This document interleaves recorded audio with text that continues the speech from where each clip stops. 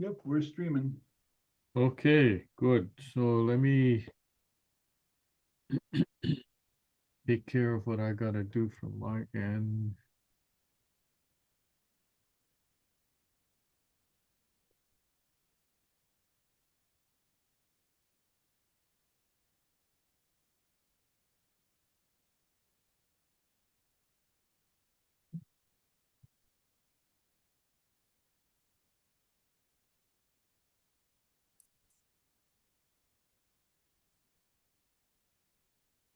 All right, here we go.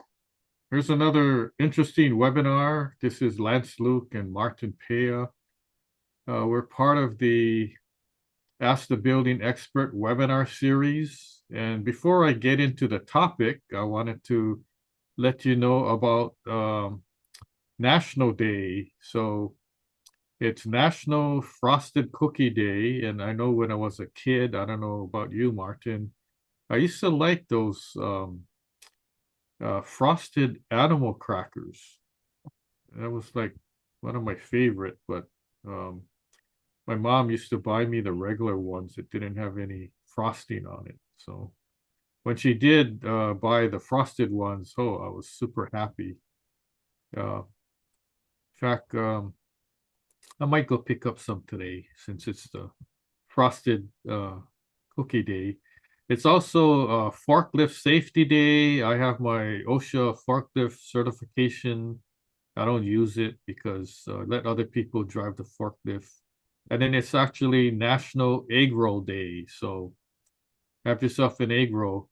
You know, people get confused about the difference between summer roll, spring roll, egg roll, but that's for a different topic. I'm going to be honest with you with this topic. Um, Today's topic is actually a crappy topic, and we're talking about cesspools, and specifically cesspools in Hawaii.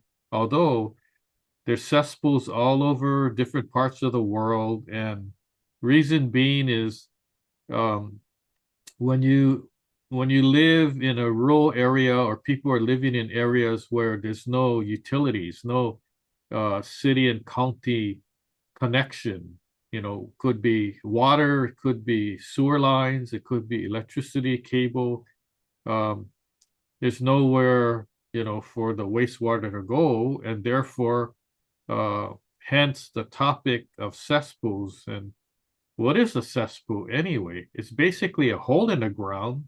When you flush the toilet, the wastewater just goes into the hole in the ground. It doesn't connect to your city or county sewer system and gets, uh, drained to a sewage treatment plant and all that technical stuff. So that's why we're going to be talking about cesspools in Hawaii.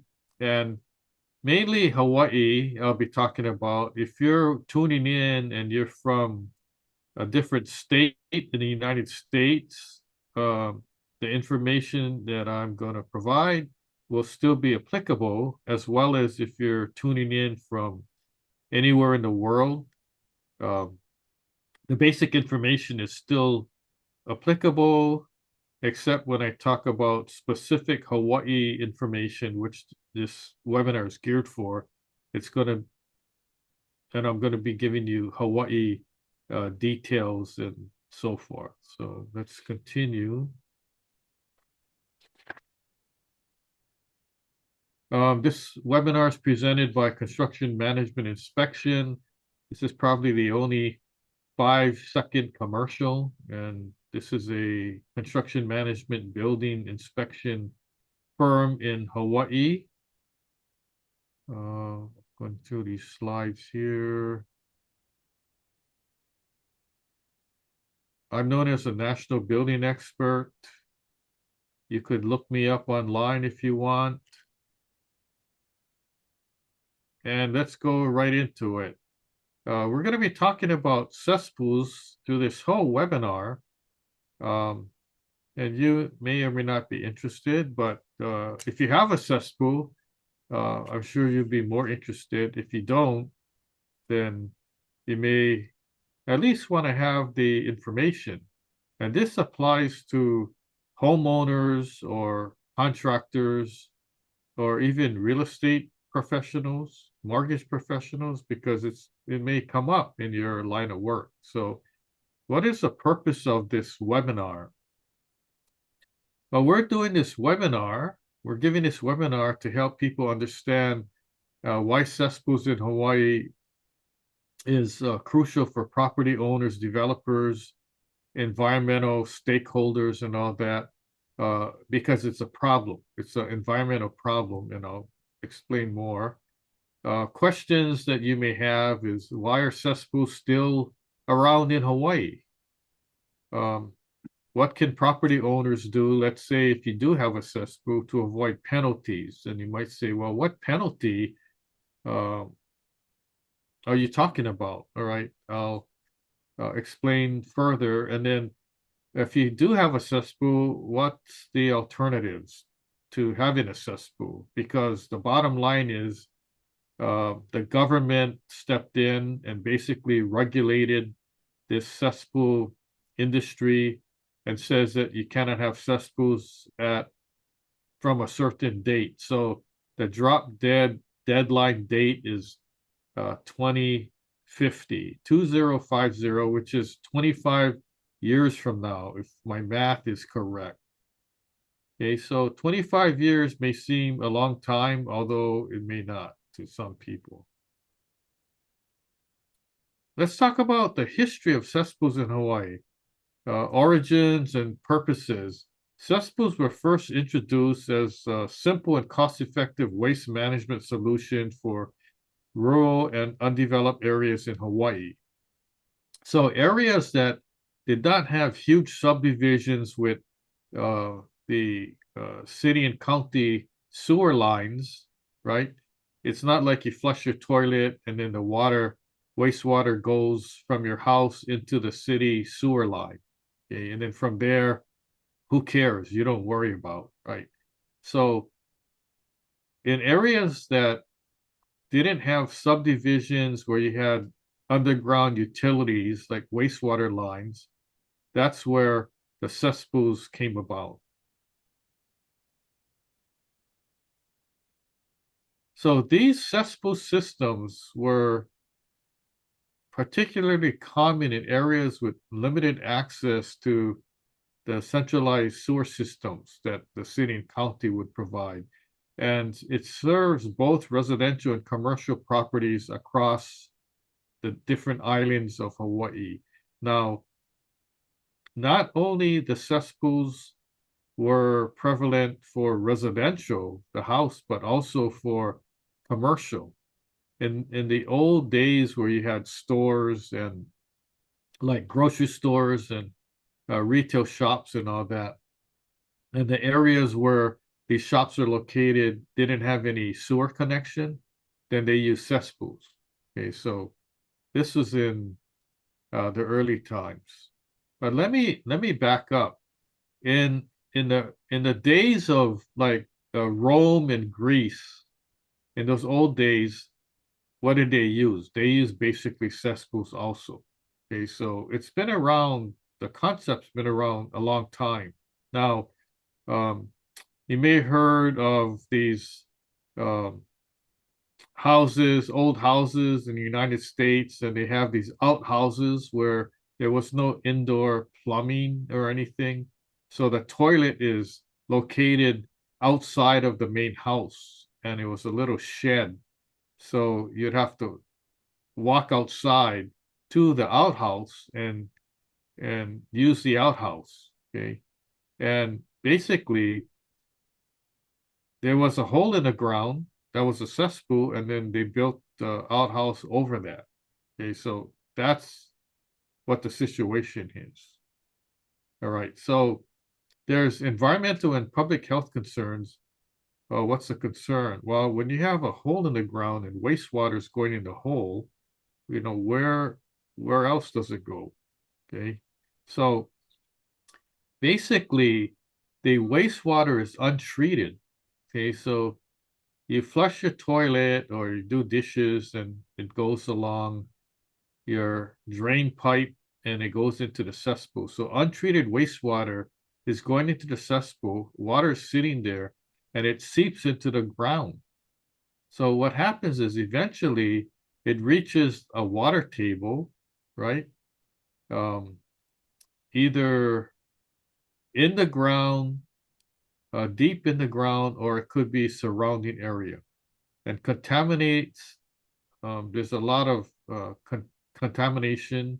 Contaminants from cesspools can pollute drinking water sources, coastal waters, and ecosystems. Okay, let's say you have a house right at the beach and you have a cesspool. Well, what happens? Okay, the water in the cesspool, the wastewater leaches out into the sand, and next thing you know, it's like in contact with the ocean. Or if you're located, your house is located near a stream or any kind of water table or something like that, that's very problematic. So in Hawaii, we have a unique and fragile environment. Um, we have a lot of coastal reefs, marine life, and it's been polluted by cesspools. It's also polluted by when we have a lot of rain or storm and our city sewer system gets overloaded. But we're talking about cesspools right now. So the contamination contributes to algae blooms because it's the wastewater is considered like fertilizer. It has nutrients, and so algae grows. And if you have all these algae blooms and it just becomes so too horrendous, like seaweed growing, it can actually suffocate marine life and totally cover up the coral, and the coral starts dying, and that's what's happening. So the contamination contributes to algae blooms and the degradation of marine habitats. So we're talking pretty big environmental issue here. Now, the EPA, which is the Environmental Protection Agency, and that's the strong arm of regulating environmental considerations and concerns. So the EPA stepped in, and they're regulating LCCs, which stands for large capacity cesspools. And large capacity cesspool is not a cesspool uh, at your own house. So you live in a house and it has a cesspool and it's a single family house or duplex. That cesspool is not considered LCC. It's not considered a large capacity cesspool. It's considered a small capacity. Okay, so the definition uh, we're talking about is from the Environmental Protection Agency, EPA, and is tasked with protecting human health and the environment by regulating pollutants and overseeing compliance with federal laws. So the EPA, the government, came up with the nomenclature, the terms that we're using to talk about cesspools. So the efforts of EPA in Hawaii include enforcing regulations, conducting inspections, issuing penalties for noncompliance to ensure environmental safety. And you may ask, well, what's the problem here? Well, basically, to this date, the EPA has actually fined property owners with large capacity cesspools. And I think the total fines are about $250,000 to date. And these are large capacity cesspools on, I believe, the Big Island and the island of Kauai. So you can do more research if you want. So here's the definition of a large capacity cesspool, according to EPA and the Department of Health, State of Hawaii. A large capacity cesspool is a cesspool that serves multiple households or a non-residential facility generating more than 20 people's worth of wastewater daily. I don't know how they came up with that, but basically what it means is if you live in a single family house, right, and you don't have 20 people living at the house, that's not considered a large capacity cesspool. So mainly um, apartment complexes, apartment buildings, and also commercial property, whatever the use is. They don't go by use. for a large capacity cesspool. So you don't go by, oh, if it's an office building or a retail or a grocery store, that it doesn't matter. They just go by uh, what it serves. Large capacity cesspools were banned under EPA's underground injection control UIC regulations in 2005 due to their significant contribution to groundwater contamination. Now, 2005, so we're not talking about some new law that just came about in recent years. This has been going on the books since 2005, and the discussion about cesspools were discussed like prior to 2000s in 1980s, 1990s. Okay, so there's a pretty long look back on the discussions, and to finally have EPA come forth and basically do something about it, pass some laws. So um, here's a brief historical overview of EPA enforcement in Hawaii. The EPA's active enforcement in Hawaii started in 2005. So EPA works closely with the State Department of Health and other related industries.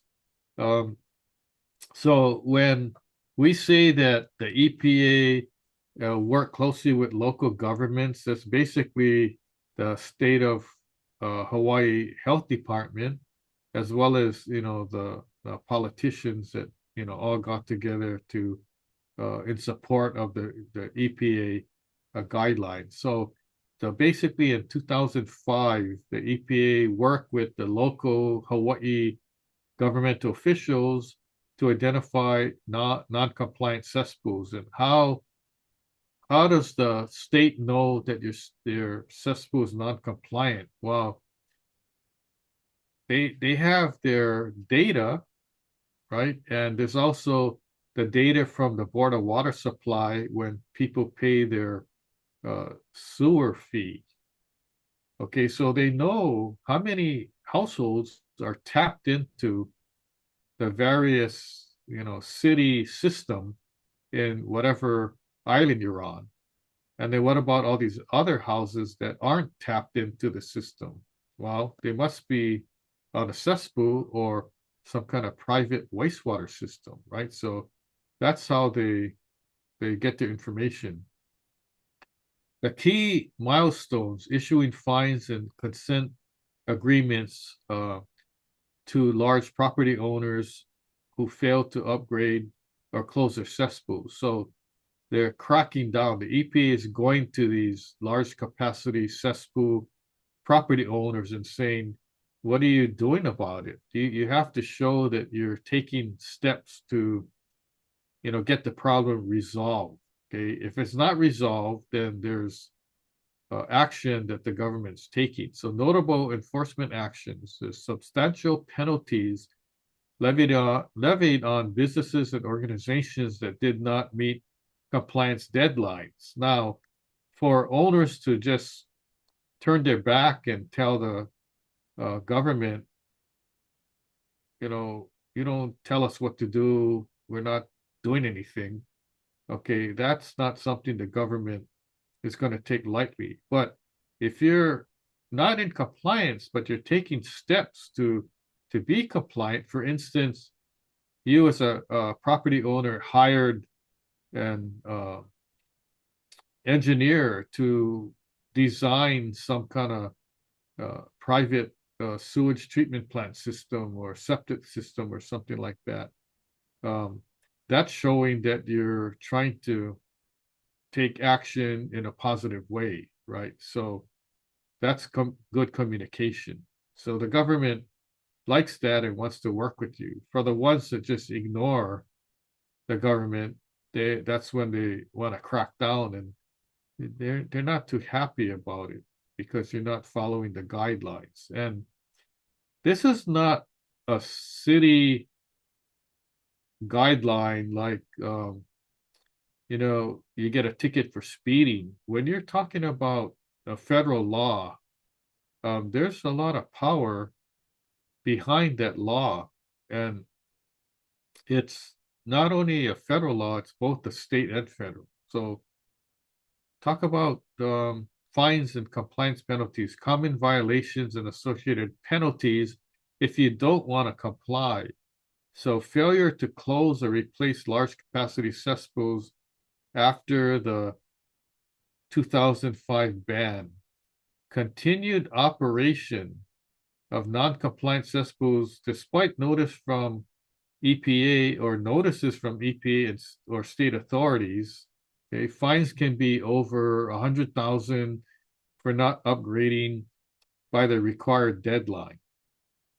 Businesses and facilities with large capacity cesspools were already fined thousands of dollars per day until the cesspools of property were property closed or replaced. So if you're a cesspool owner, don't take the attitude where I don't care, I don't need to do this, or I don't have money to do it.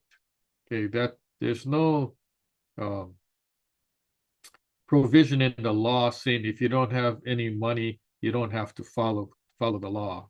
So, but reach out and see how the government can help you. Let's talk about how non-compliance affects property owners. Of course, there's financial implications, legal implications, property value impact. If you have a cesspool on your property, is it worth more or is it worth less? Okay. If you have two similar properties, right? Same type, same location, but one house is connected to the city sewer line and the other house has a cesspool, which property value is more? Of course, it's the one that's connected to the city sewer system, not the cesspool. Because in order to replace the cesspool, it's going to cost money. Okay. How non-compliance affects property owners. For many property owners, the long-term costs of non-compliance far outweigh the initial investment in upgrading or replacing their cesspool. So there was a state mandate, and it's called Act 125. Act 125 requires all cesspools to be converted or closed by 2050. Remember the year 2050 where I talked about the EPA, right? So basically the state mandate is in concert with the EPA. So Act 125 basically is copying what the EPA deadline is, which is 2050. So the legislation focuses on switching to more sustainable water systems. So it's like, get rid of your cesspool, you got to install some other wastewater system, whether you connect with the city sewer, if the city sewer line is available. If not, then you have to have your own private system on your own property. So here's where the Department of Health gets more involved. So the Hawaii State Department of Health oversees compliance with Act 125. They provide guidelines, resources, and support to help property owners meet the mandate. So the state Department of Health doesn't want to fine anybody, right? They don't want to be the police enforcing environmental things. They're here to help you. And some of the information that I'm going to give to you, I got from the State Department of Health, like the cesspool count and things like that. So it's not like they're against property owners and trying to stick them with huge fines and all that. They're here to help and they want to help. They're helpful. I call and talk to them and they're, very helpful. I'd rather talk to the Department of Health than the Department of Taxation, right? So state mandates and Act 125 implications for property owners. Residential and commercial property owners must plan and budget for cesspool replacement.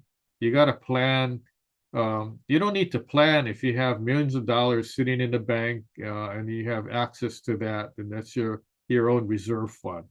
A lot of residential single family property owners and old time commercial property owners, they don't have like thousands, millions of dollars sitting in the bank to just all of a sudden magically replace their cesspool. Okay, so there's budgeting, there's planning that needs to be done.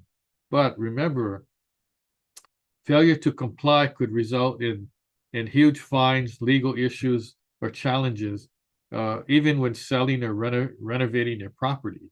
Okay, if your house is connected to a cesspool and you wanna build an addition or renovate or put an ADU, what's the chances are you're going to get approval? Because what's the capacity of the cesspool? So that may be an issue. Replacement of cesspools, you may ask, well, what's the cost, challenges, and all that?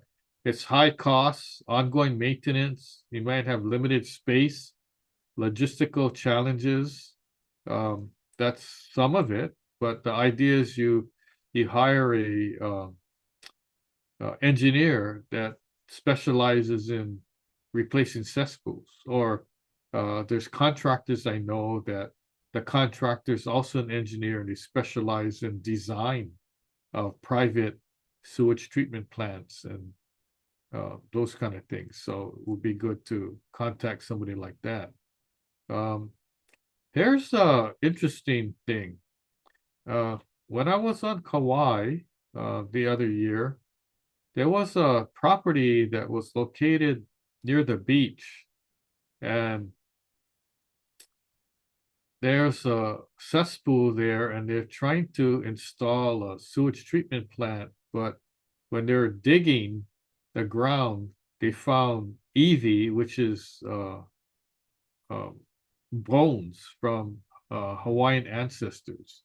So the idea is, well, what does the homeowner do in that case? Does he still keep digging to install a sewage treatment plant, or does he stop?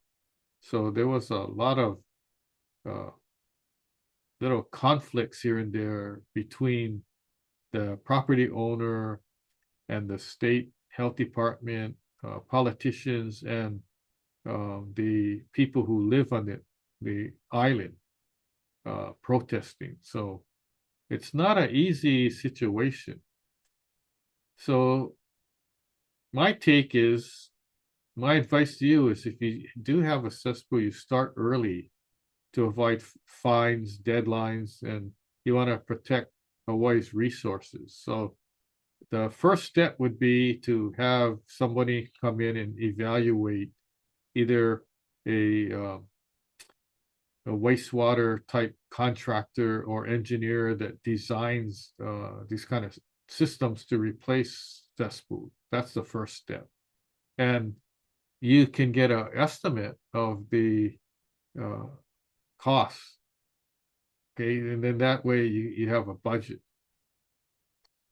So the conclusion, and I know I kind of went through this fairly fast within 30 minutes, but I like to give time to take questions and provide more information. So the conclusion that I have as an expert in environmental concerns, building safety, and so forth is if you do have a cesspool, start taking action now. Don't wait too long, because the sooner you replace your cesspool, the better.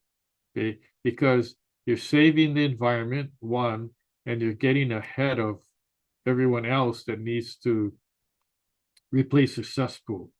Okay. The other thing too is if you wait 5 years, 10 years from now, the costs for engineering and construction is gonna be sky high. Okay, so the timing is always, it's better to do it now than wait, kind of thing. So before I take the questions, I want to go briefly over if you attended our webinars before, we've given a whole bunch of webinars on different topics related to buildings and construction, some real estate, Um, and our webinars are recorded and put on our website. And, we want you to take advantage and learn from what we give. And I'll tell you what the website domain name is soon. What's coming up? We have another in 2 weeks, another webinar. I'll be talking about coastal communities around the world. And the idea of coastal communities is because of global warming, sea level rise, and all that, uh, a lot of properties are actually um, not doing too well. Okay, so if you don't believe in global warming, sea level rise, and all that, that's fine. But I think what I have to tell you, um, information on the webinar would be interesting. Okay, it's happening. Uh, Visit our website. It's askbuildingexpert.now.site, and then that's where we have all our webinars you can take advantage of. You don't need a Netflix account or anything like that. It's free. Uh, we have on our website different other websites we call those expert websites, where you pick a topic and you go to the website and you learn more about the topic. For instance, we got painting, waterproofing, asphalt, fire, life safety. We even have one on contractor licensing in Hawaii. We have one on the Lahaina fire. So we've got a lot of different things for you. We have our expert blog, National Building Expert blog. You can go and read and take a look. There's a whole bunch of information. And here's our webinar. Here's just a small list of the topics: rebuilding your home after wildfire, tackling leaks, drainage,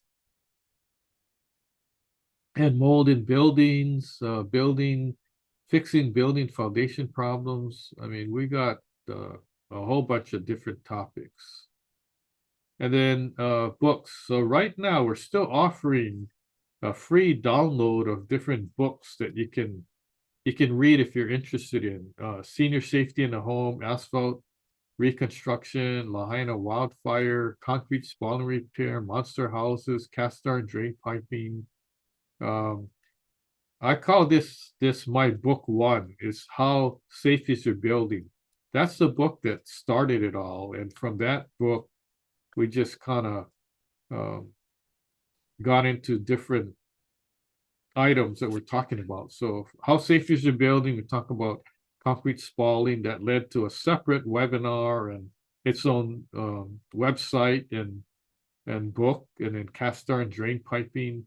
So it's an evolution of things, and we've been having fun teaching you and giving you valuable information. We have also premises liability website, and we want people to be safe, not hurt, regardless, whether it's a active construction site or whether it's a condominium building or your own house, right? There's certain things that we want you to be aware of, like slip and fall, trip and fall issues, stairway railings, and that sort of thing. And now we got to the Q&A part, and this is a fun part for me because I try to give people more information than what was covered in the actual content of the webinar and the PowerPoint. So I'm going to turn it over to Martin and see if there's any questions that came up. So let me do that now. Martin, are you Yes, around? Lance, there are some questions on the Q&A if you want to take a look at that, because it's got some good questions. Can you see those? Um, The Q&A button oh there? yeah, okay, let me look at this thing. You got them? Are Okay. are you able to read it? Yes, yeah. Okay. Okay. Let's see, these are all your Zoom visitors today. The first one is from Joan, and she's asking, will we get the slides after the Zoom? And your answer is? How much should we charge for that? So the correct answer is yes. So after each webinar, when we actually receive the video, we're gonna post it on our website, and then also gonna post a takeaway, which is the PowerPoint. So you get to download the whole PowerPoint, all the slides. Uh, Martin just sent me a text that we shouldn't charge, so it'll be free. Martin, he likes to give away stuff, so thank you. Yeah, so the answer to the question is yes, you'll be able to get the PowerPoint slides.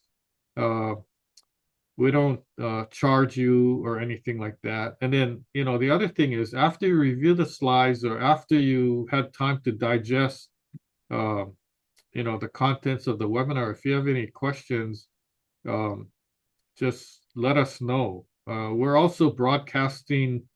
Um, we're actually restreaming. We're streaming on our Zoom platform, but also we're restreaming on social media, Facebook, LinkedIn, and YouTube at the same time. So if you guys are on any social media, you can post your questions there, and we might not be able to answer it right now, but we'll get to it. So we haven't missed answering anybody's questions. And before I forget, thank you everybody who's on our Zoom platform. I mean, it's exciting when there's a whole bunch of people on our Zoom platform also, and we appreciate all the other questions. So um, yeah, that answers that question. So you'll get the Yes. PowerPoint. Yeah, we're Yes, not. and then we have Yeah. Laura on the Zoom that's asking, so what happens if they find Evie? How do they proceed? Okay. Well, the let's take a scenario. Somebody, some property owner, okay, has property, single family house or duplex, and they're they have to dig up their cesspool or cover it up, but you don't connect to the sewer line. Let's say sewer line's not available. So you got to dig up part of your yard to install a private sewage treatment plant. And when the contractor does that, they find EV, they find bones. You don't just dig it out and get rid of it. Okay. There's a protocol. You have to contact this. There's a special state agency. Um, I think it's connected with the state, Hawaii State Burial Council or something, and there's certain protocol you have to follow. The job, once they detect EV, the job has to stop. Okay, and then uh, special archaeologists would come to the property and investigate and take pictures and look at their maps and whatnot. So there's a whole protocol that got to be followed. So the main thing is the job has to stop until further investigation is completed. And there's a whole separate protocol for that. So I can't tell you exactly what the protocol is right now, but it's there, and you can find out. So Okay, Lance, thanks for that answer. And then we have another one here on Zoom. Jill is asking, what programs exist to help homeowners pay for these conversions? The state needs to help with tax credits, low interest loans, etc. Most families cannot afford to make these conversions. True. um, I don't know any at this time. But I do know that in the condominium industry, okay, and as well as the private sector, there's been a huge insurance crisis. Okay, so the reason I'm telling you about this because it's related. So because of the uh, increase in condo insurance for hurricane coverage, the um, the state had to get involved, and right now they're coming up with programs to help these condominium owners. And one of the programs I heard is they're going to tap into the hurricane fund to cover uh, low interest loans. Now, it's not it's not free. It's not a grant. It's not money that the government's just going to write you a check, and it's not free money. So it's going to be a loan that has to be paid back. Okay, so the other option is similar. It's a similar type of loan too. So the reason why I'm bringing this up is because the government may need to step in and come up with some kind of program to help homeowners and business owners that are faced with this kind of situation. It's not like people have the money. Nobody prior to the mandate, no one knew about this. No one knew that they had to replace their cesspool, right? And so slowly the word's getting around. So nobody had that information, and I don't know anybody that has a cesspool that have been saving money prior to the mandate to replace their cesspool. I don't know anybody. If there's somebody, then let me know. Maybe somebody said, "Oh, I think one of these days you should replace your cesspool, and so let's save money for that." But I'm not aware of anybody at this time. But I agree. There should be some kind of program to help people. Um, People who are on fixed incomes, they're seniors, they don't have extra money to do this kind of thing. So I think the government should help, and it may not be only the state government. It may be the federal government that's helping.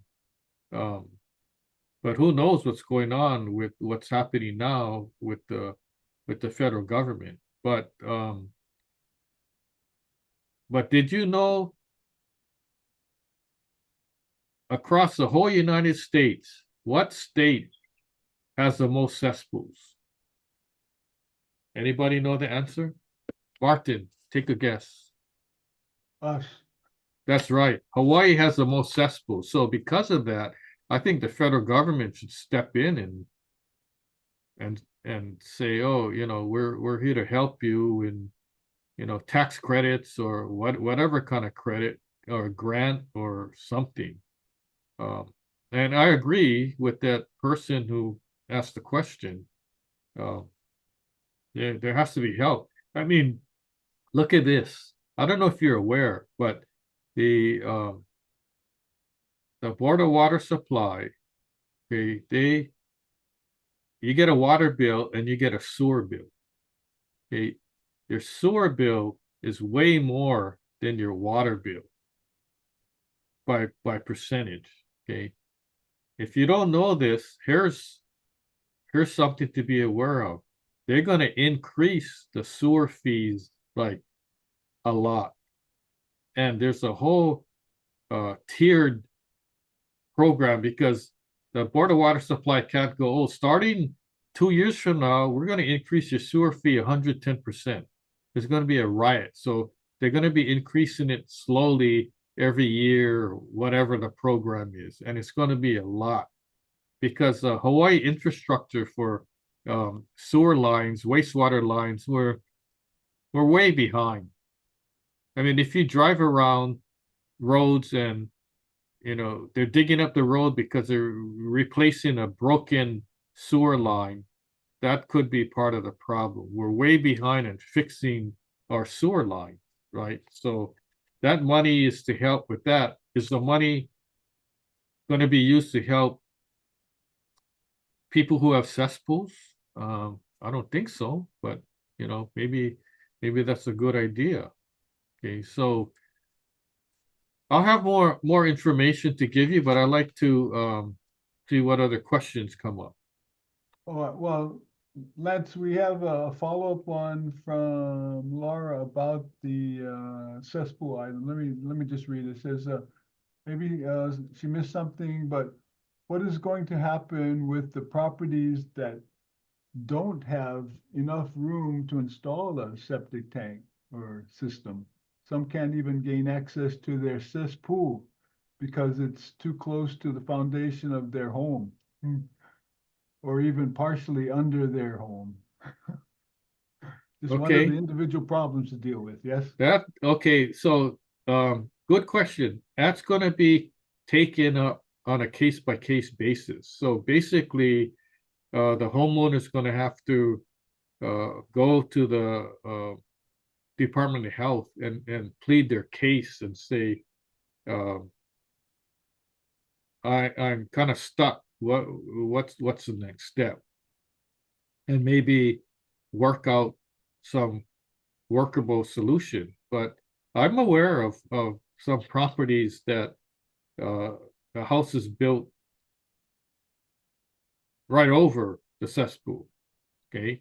So in that situation, um, the cesspool probably would, well, the cesspool would need to be abandoned, either abandoned or I would recommend filling it up and just leaving it there and then connecting a separate private wastewater system somewhere else, or maybe it could be in the same area. I don't know. And then after that, then you connect your sewer lines of your house to that new system. So there's ways to work around it. That's if your house is raised construction. If your house is on a concrete slab, then you have to bypass, uh, and probably do a workaround on the outside exterior of your house. Now, in a situation where there's no room on your property because your lot is not 5,000 square feet, it may be 3,500 square feet and there's no room, or maybe your lot is 5,000 square feet, but you got city and county or state easements running, drainage easements or whatever running across your property. So in these cases, it's going to be a case by case basis. Going to have to get your contractor or engineer involved and try to come up with a solution. You might have to um, file an appeal or something.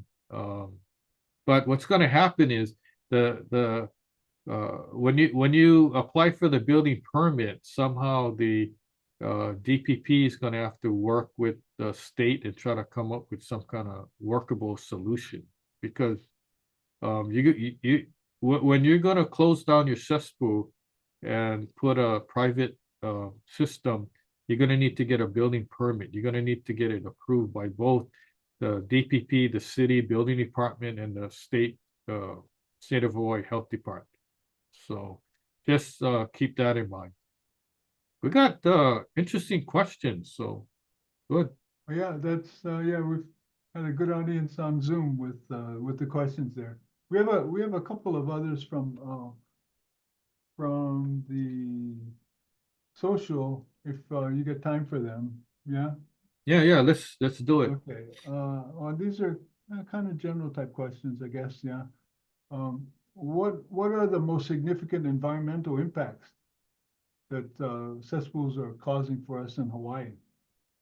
Um, the environmental impact is groundwater contamination. Hmm. So you have a hole in the ground filled with wastewater. Where does that wastewater go? In some situations, in areas that don't have utilities, so they have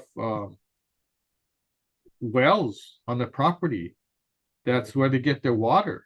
It's drinking water wells. And then if your property is close to a stream or you're on the beach, you're in the ocean, um, that the wastewater from the cesspool is going to be leaching into the beach and into the ocean, into coral reefs and all that. So it's a huge environmental concern, and that's that's why the government decided it's more of an environmental concern that it is a financial concern. So it's like it doesn't matter how much money it's going to take to resolve the problem. It just got to be done. That's the government's standpoint.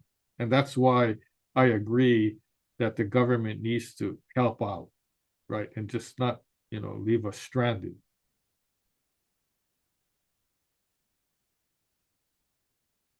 Got any other questions that Oh, came yeah, up? well, I just see a comment here by Laura on the Zoom. It says DPP has 25 years to get ready.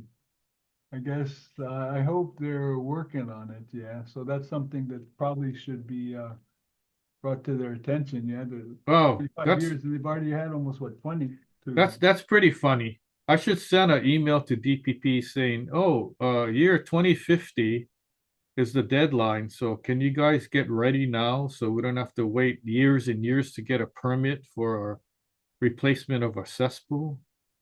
good point. Sometimes that's what it takes, somebody kind of kicking up a fuss there to get things moving, yeah. Yeah, I don't think they want to hear from me though. Okay, we get another one here, that's kind of related to that, because you talked about groundwaters. How's the groundwater and coastal ecosystem affected, yeah, by all this cesspool stuff? And I Oh think we, yeah, it's just, bad for the environment overall. and then I guess this is another general one, I guess from somebody who maybe hasn't joined us for the whole session here is, what challenges do property owners face when transitioning from cesspools to wastewater systems? Oh, the Kind of big what, challenge, the big challenge is the money, the financial aspect. Secondly, case by case basis, like one of the attendees brought up the question about what happens if there's no room or the cesspools underneath the house or something like that, right? So there's challenges that would be on a case by case basis, or they start digging up and then you find EV or some other issue. Oh, by the way, just to let you know, if they start digging up the ground in at your house, at your property, and they find gold, lithium, silver, oil, or whatever, it doesn't belong to you, property owner. It belongs to the state, right? So sorry to let you know, but that's just how it is. So we got any other questions? no, I thought I found some, what is it, the rare earth elements on my property. You mean I cannot keep them? Oh, if you do find it, don't tell anybody. Oh, Okay, okay, because once the state finds out, they're gonna be down there claiming got ownership it, of it and got all it. that. So Yeah, okay, I, okay.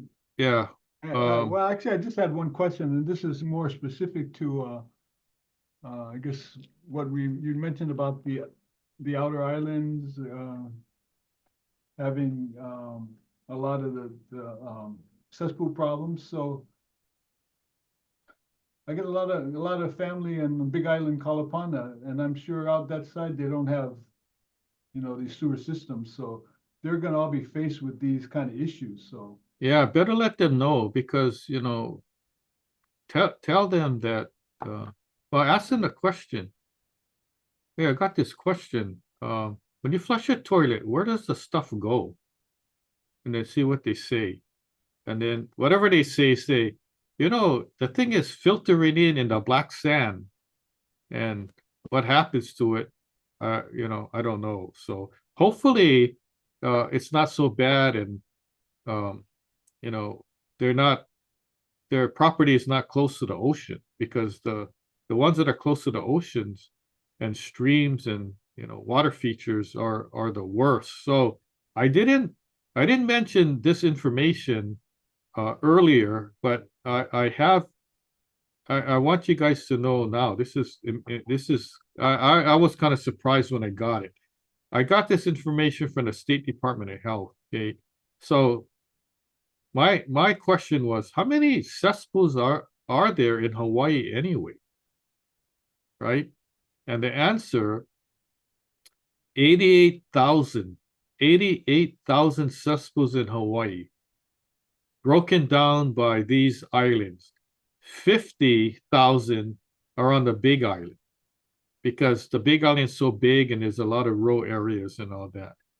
14,000 on the island of Kauai, 12,000 island of Maui, 11,000 on Oahu. And I personally know property owners that have some of these cesspools on Oahu.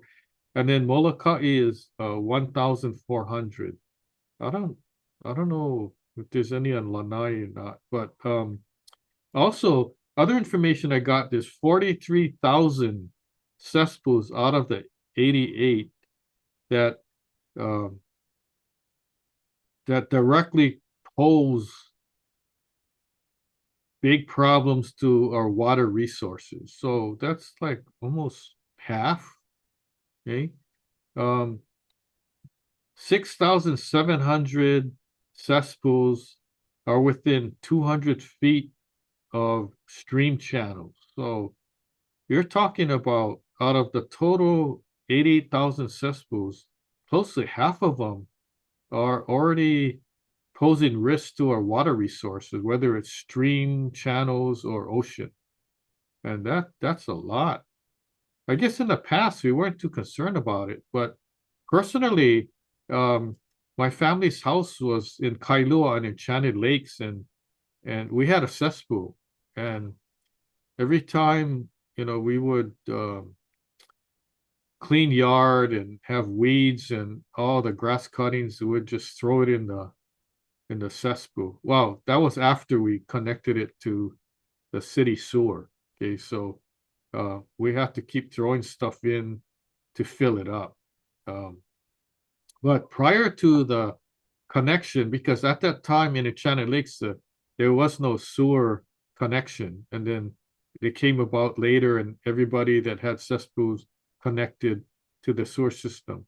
So I remember having big parties, and so many parties where the cesspool used to overflow and have to call the pump truck to come and pump it out. But here here's a here's another indication if you have a cesspool that there's a leak or some kind of issue, okay, or overflowing.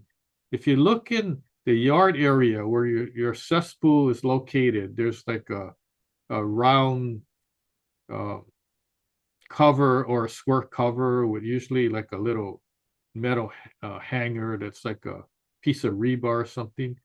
If you notice that area is green, greener than the rest of your yard, okay, that's an indication that you may have something wrong with your cesspool, or it could be overflowing or leaking. If the rest of your yard is kind of yellow or not as green and this area is like super green, then that's a red flag. Okay, so here's something to take away. According to the State Department of Health, there's a total of 53 million gallons of untreated sewage that goes into the ground every single day from cesspools. 53 million gallons. And I didn't have a concept of that. So I thought, what is the average size of a swimming pool?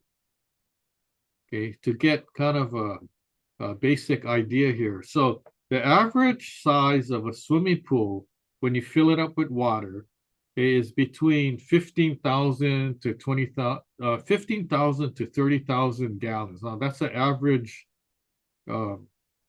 size swimming pool for a house.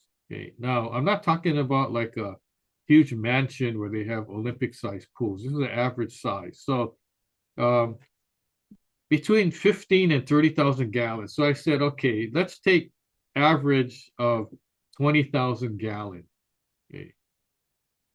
How many swimming pools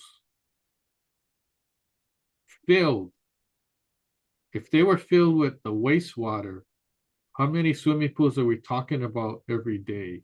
And I calculated out using my math because I had to take math in engineering school and all that. So the calculation ends up being 2.65 million swimming pools a day, if they were filled with wastewater, are going into the ground. That's huge. That's like crazy. So when I look at that number, I'm going, wow, we're gonna do something about it. So the more I think about it, the more I'm thinking that year mandate 2050 is like too far off. It should be sooner. But then we we have the problem with logistics, we have the problem with financing and those kind of things. But um, yeah, that number is like astounding. It's like kind of crazy. But before we sign off, I just want to double check if there's any other questions or comments. No, Lance, we're good. I haven't seen any others, on the social media side. Okay. Well, I appreciate everybody tuning in. Those of you who are on our Zoom platform, thank you very much. And those are social media uh, platforms, Facebook, LinkedIn, and YouTube. This is an interesting topic, and I'm surprised we got so many attendees, being that, the subject is a crappy topic. But um, yeah, it was fun. Thank you for joining us, and we hope you can join us at the next webinar. And also, we invite you to go to our website, askbuildingexpert.now.site. Take advantage of the information materials we have while you can. All right. So until then, we'll see you later. Thank you very much. Aloha, mahalo.